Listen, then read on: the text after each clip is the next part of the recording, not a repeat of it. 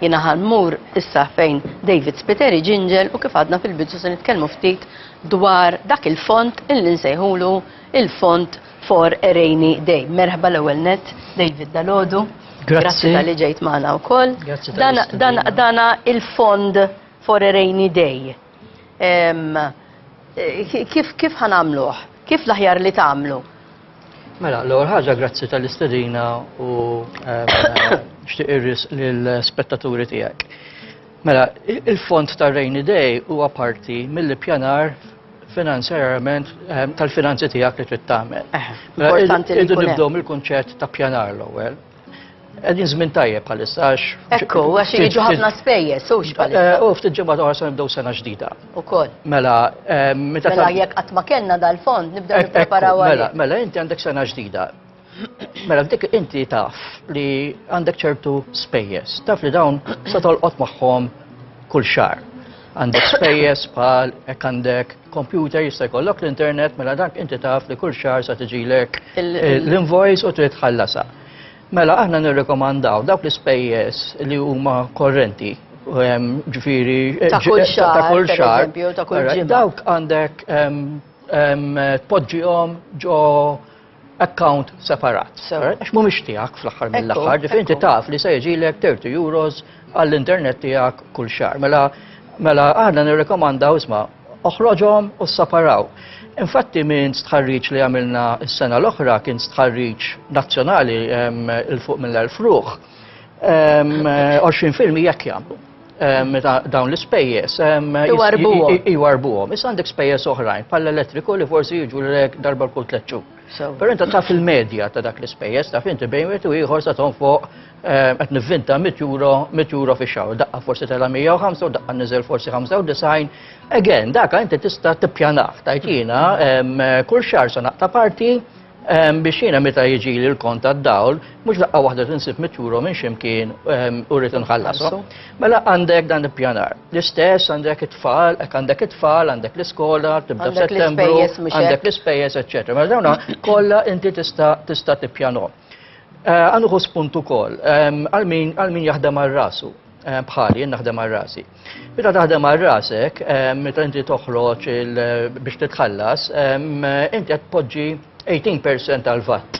Sewwa. Allura meta jħallsuk, inti qed tirċievi l-kont li inti bad plus 18%. Dak 18% mhumiex tiegħek. Mhux tiegħek daqshekk U l-parir tagħna huwa li dak neħħihom mill-ewwel. Għax hemm il-periklu li dawk tużhom bħala parti mill-inkam li għandek, u meta jiġilek il-kont tal-VAT li minna li jiġi 3-4 darbit fis-sena ma niftakarx eżatt, sa sipruħek strapazz kbir kif sa tħallasom. U l-interessi huma għoljin immens. Mela l-ewwel ħaġa li għandek tagħmel huwa l-ippjanar. It-tieni ħaġa li għandek tagħmel u di għandek tagħmilha fuq bażi ta' kważi ġimgħa. Ara l-ispejjeż tiegħek fejn kif qed tagħmilhom. Mhux tagħmel xahar u daqshekk. Jeżisti dak li naħisu insejħulu aħna revenue leakage, tajli x'inhu da. Mela jiena infaq 2 euros fuq bezzun kuljum, 2 euros ma tarahomx. Mek taraw fuq medda ta' sena, bħat tixtri kull darba li tmur ġurnata tax-xogħol għandek 260 ġurnata tax-xogħol u xfejt bezzun għandek 600 euro. Dak is-600 euro għandi għalfejn fuqhom immur nixtri bezzun ma nistax nieħu miegħi mid-dar. Ma nistax nieħu miegħi mid-dar ukoll. Mela dan huwa ma dak il-pjanar trid tarasa jien jekk inqala li xi ħaġa. Kemm jien x'buffer għandi, x'kumdita għandi jien biex dil ħaġa inkun f'pożizzjoni li nista' nindirizza. Tajjeb li ngħid li mill-istħarriġ li għamilna 40% tal-persuni jalqu x-xahar mingħajr ma jġemmaw. Jew minn taħt. 40% mingħajr ma jġemmaw xejn. Ġifi xi jfisser dak, ġifi jekk huma dawn m'għandhomx rainy day fund, marlek il-washing machine, u titton fuq 600 euro, x'inhu huma l-options tiegħek issa se tagħmel? Kif se tagħmel għalih? Kif se tagħmel? Mela inti x'inhu huma l-options? Jekk għandek ir-rainy day fund, tħalt ġo fih u mhux sa jiżgabrak daqs kemm kieku ma kellekx, anke jekk għandek nofshom imma l-inqas inti wettejt parti Nofs it-triq. Nofs it-triq. Jekk għandek fis-savings tista' tiddippja fihom. fihom. Jekk m'għandek savings u għandek fil-fixed deposits, sa tagħmel sa tikkaxxja l-fixed deposits u potenzjalment li sa titlef Il-limax, limax la mhux ħafna. li qed tuħu. Mbagħad jista' jkun li jew tmur għand tal-familja jew tgħidilhom tistellef. ismamlu li pjaċir għand il-mami jew whoever u għejnuni. Jew u li tiġri, jew tuża l-credit card. U dejjem jakkumula sal-ispejjeż biex hekk. Iva, infatti mill-istħarriġ li għamilna 40% jużaw il-credit card biex jħarsu biex jixtru l-ikel. Right? Ġifieri senti jista' jkun għal-faċilità. Però anka kett tagħmel għal-faċilità, ma nissuġġerux li tuża l-credit card, abba l-interessi jikluk. Jekk qed tagħmilha biex għal-ease of use. Ġib debit card. Ġib debit card. Alright, tużax il-credit card. Ħana jgħidulhom għal min forsi ma fehmix id-differenza bejn il-credit Yes. card u d-debit card. Mela, debit card hija li għandek is-savings account Tiegħek, tiegħek u qed tieħu minn qed flusek. tieħu minn flusek. Mela inti taf li għandek X u jiena qed nimmanagja dak l-X. Jekk jiena mort xtrajt ix-xirja. Ġibni mit-euro, dak tajtom mill-fond tiegħek. Tajtom mill-fond. M'għandix interessi u m'għandix xejn. Assolutament xejn. Il-credit card hija li għandek limitu li jista' jkun 500 euro, whatever. 500 euro, għandek interessi għolin immens, alright, li jibnu fuq xurxin, allura dak il-500 euro kattom kollha u tibda tħallas bil-ftit sa jsir snowball, alright, sa jikber immens, u l-interess sa jiklok. Mela, jekk niġu lura u inti li l nifsek situazzjoni fejn m'għandekx fejn iddur, sa taqa' fuq il-credit card jekk għandek. U hemm min jaqa' fuq l-użura. L-użura mbagħad. U l-użura hija perikoluża perikolu. għax hemmhekk li maxijiet huma Eżorbitanti. tal-waħx, ġifieri, huma tal-waħx. Ġifieri aħna nirrikomandaw li tibni rainy fund. Issa, mhux kulħadd jista' jagħmel il-limitu daqs kemm jixtieq, imma naħseb anke iddaħħal id-disciplina anke kien tagħmel 5 euro kull xahar. U koll jitilgħu b'xi mod. U 5 euro jew 10 euro ma tarhomx. Le, ma Ħalli nara hekk hemm xi ħadd fuq il-linja jista' jċemplilna fuq 22-913-913 jew 22-913-914 jekk għandkom xi mistoqsija li tixtiequ issaqsu lil Davis Piteri Ginger allura tistgħu tagħmlu da billi tikkuntattjawna. Mela, dan ir-Rainy Day Fund qed ngħidu tista' twarrab 5 euro fix-xahar jew 10 euro fix-xahar ma finalment. Jew il-check check li jkollok. Jew il-check check titfgħu ġo li nġabru jitilgħu ħafna drabi ma tgħoddhomx, waħda tiġri law, l-oħra tiġri hemm, ġifieri u hija disciplina, ġifieri hija xi ħaġa li trid tagħmel bl-Ingliż jgħidu habit. Issir parti mill-użanza normali li tagħmel inti.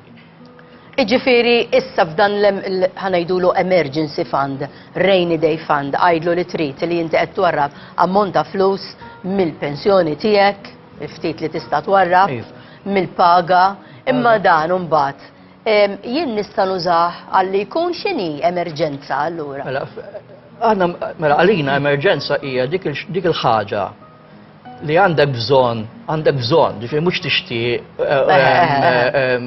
ġifieri jiena il-friġġ għandi bżonnu. Sewwa. Safra nixtieq imura. Ġifieri għalina aħna nissuġġerixxu li dawk l-affarijiet li verament għandek bżonn u għal ħares qatt jiġrilhom xi ħaġa li se jkollhom impatt dirett fuq il-kwalità tal-ħajja tiegħek u ta' min jgħix miegħek, dik hija emerġenza. Jekk inti kont qed tippjana biex tmur holiday u għal-ġurament għalla xi ħaġa u kellek neħħi s-safra, ma waqgħetx id-dinja. Ekku. Ma għamiltix dis-sena, mela nippjana għas-sena d-dieħla. Imma jekk jmurlek il-klaċċ tal-karozza, jew jmurlek il-washing machine or whatever, u m'għandekx alternattiva, se jkollok problemi fil-ħajja tiegħek ta' kuljum. So għalina hija dik il-ħaġa li verament taffettwa il-kwalità tal-ħajja tiegħek. Ġodin nistgħu ninkludu wkoll dawn l-emerġenzi bħal pereżempju innaf ingħalalek xi ħaġa għand id-dentist għandek spiża jekk ingħalalek xi ħaġa timrad ftit jew jinkisillek in-nuċċali, ġifieri daw jekk inti ħatejx minn paga l-oħra, għanajdu hekk, u m'għandek xejn imwarrab, allura l-aħjar li tibda din id-drawwa li twarrab xi ħaġa mqarżajra biex inti jkollok fuq ixiddu, mhux toqgħod imbagħad tiddefendi fuq tal-familja jew inkella credit card u jiġik ħafna iżjed għar u xejn. Ġifieri rridu narfu l-emerġenzi tagħna. Irridu nagħmlu distinzjoni bejn dak li verament għandna bżonn, u nippreparaw għal meta dak li verament għandna bżonn jista' jinqala xi ħaġa ħażina tul il-sena, u dak li nixtiequ nagħmlu, paċenzja. Jew inkella forsi nfaddal għalija b'mezzi oħra. Mezzi oħra. Issa, waħed mill-appelli naħseb li jridu nagħmlu f'dan qed nitkellmu fuq dan l-Emergency Fund, Rainy Day Fund huwa illi nappellaw lil speċjalment l-anzjani tagħna li ma jħallux il-flus id-dar u xejn. Le, huwa minnu li l-interessi fil-banek illum mhumiex attrajenti assolutament xejn. Però laqas huwa hija mhix sensa tajba li inti żomm il-flus fir-realtà anzjan huwa persuna vulnerabbli. Il-vulnerabilità tista' tiġi anka minn ta' madwaru jew madwara fejn jistgħu jagħmlu ċertu pressure fuq il-persuna biex jitihom il-flus, jista' jkun minn barra li xi ħadd osserva kif qed taħdem, eċetera. U jiġi jħoddlok li jkollok. Ekku, ġifieri huwa ħafna fl-opinjoni tagħna huwa importanti ħafna li tpoġġihom ġo bank. U nafu li ċertu banek qed jagħlqu wkoll il-branches tagħhom li jew il-bank jew xi ħadd tal-fiduċja tiegħek jgħalmek kif tuża debit card. Tajjeb. Għalli kollok il-flus hemm u tiġbed kif trid. Ekku, mingħajr interessi ta' xejn. Grazzi ħafna. Grazzi. David, illum hawnhekk ħammorru issa l-waqfa ta' Telebeħ, imbagħad wara niltaqgħu mal-avukat.